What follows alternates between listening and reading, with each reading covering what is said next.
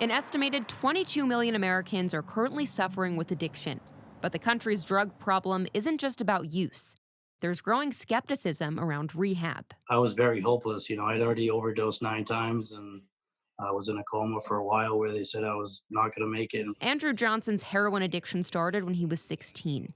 Now he's been sober for 3 years, but his journey to sobriety includes almost 2 dozen stops at treatment centers near and far from home in Massachusetts, many of which he says had no interest in helping him recover. I think a lot of places need to be shut down. They need to be regulated better. Johnson's story is increasingly common. Newsy spoke with 12 people in recovery and their relatives, as well as addiction experts, who warn of an increasing distrust of the industry. The number of treatment facilities has been increasing since the opioid crisis began decades ago, helping many Americans get sober. But a Newsy analysis shows some clinics have done more harm than good. Since 2012, more than 21 programs across 6 states have shut down for issues related to either fraud or abuse. And the majority of those shutterings happened in the past 4 years. There's no incentive for people to make these folks sober.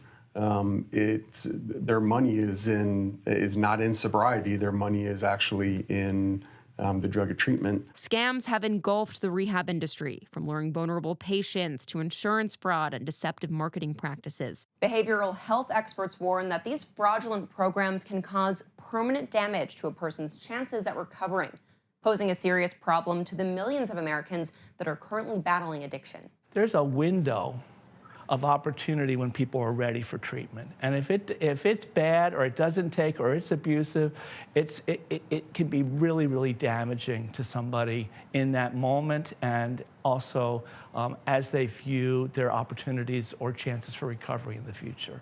With no regulatory body keeping tabs on the industry, it remains difficult for people to distinguish between the good and bad providers. It gives the latter the opportunity to keep taking advantage of patients desperate for help.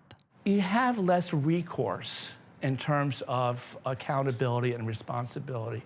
If you have a bad experience, a malpractice experience in a hospital, you have some vehicle to file a complaint, to file a lawsuit. That's really, really difficult in much addiction treatment, especially if they're bad players who are flying under the radar screen. The White House updated a government website in October 2019 to make it easier for people to find help for addiction. But to date, there's been little federal effort to rein in the industry. We're not solving the problem. The problem of addiction and the problem of the overdose issue and the opioid crisis in general is not coming down. It's getting worse. While Johnson had several bad experiences, he acknowledges that there are ethical treatment centers out there doing the right thing. But he warns that without a change to the system, millions of Americans will remain at risk. As everybody in the United States probably knows now, you don't last that long as an opiate addict. You either end up dead or clean. And those are the two end results.